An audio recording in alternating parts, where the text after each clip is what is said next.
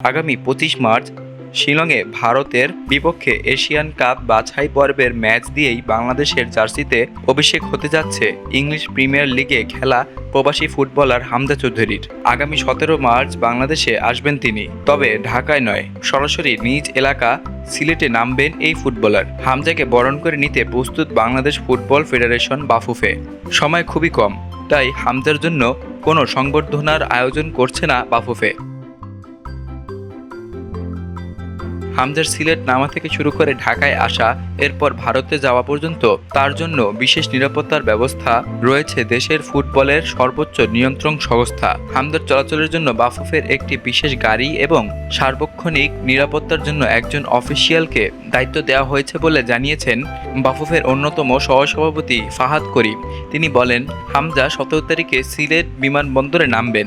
সেই সময় তাকে বরণ করে নেবেন বাফুফের ৩ থেকে ৪ জন নির্বাহী সদস্য। এরপর তিনি চলে যাবেন হবিগঞ্জ।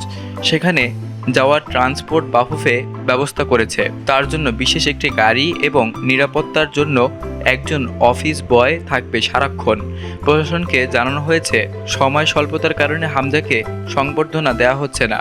জানিয়ে ফাহাদ করিম আরও বলেন, সংবর্ধনা দেওয়ার সুযোগ নেই, সরাসরি এসে ক্যাম্পে যোগ দেবেন। যদি ১৭ তারিখ সরাসরি কিংবা ১৮ তারিখেও ঢাকা আসতেন তাহলে সংবর্ধনা বা অন্য কিছু দেয়া যেত।